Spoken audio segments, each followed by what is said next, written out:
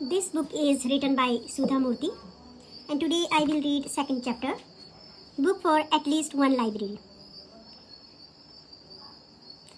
I come from a middle class teacher's family. In my family, as with many other families of teachers, books and knowledge were considered to be more important than money.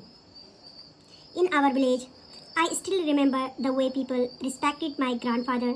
He was certainly not the richest man. He used to sit in front of our house on a mat below a shady banyan tree. He always held a book in his hand. In the evening, people would come to him for his advice. Even the richest man, when passing by, would greet him respectfully. I asked him once, why should we, the teacher, be respected?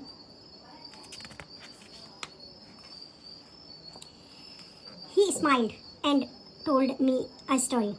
It seems someone friends of Arjuna, the mighty warrior in the Mahabharata, asked him why he gave so much of respect to his teacher Dronacharya.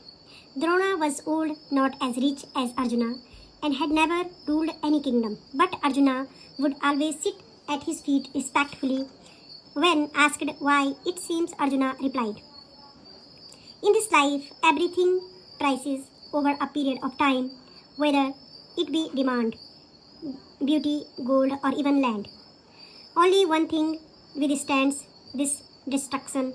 It is knowledge. The more you give, the more you get. The more you give, the more you get. A teacher gives knowledge to students, and I consider him the richest person. That is the reason a teacher is respected, not for his riches, but because he is the source of knowledge. As a child, the first expedition I ever made outside my home was to the village library building with my grandfather. The library was situated in a small two-story structure. There was a shop on the ground floor, and one on the first floor was the library. A big banyan tree stood next to the building. There was a cement platform under it. In Kannada, we call it kate. In the evening, all the elders of the village would sit here. My grandfather was one of them. I would accompany him, and he would go and sit on the platform after dropping me at the first floor.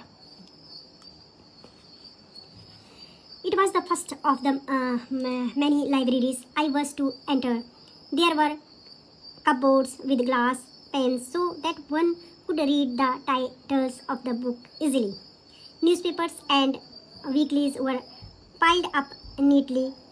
Tables and chairs were laid for people to sit and read.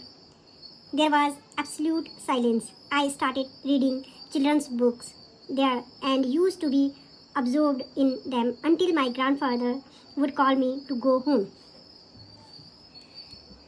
Years passed, and I became a girl of 12 years.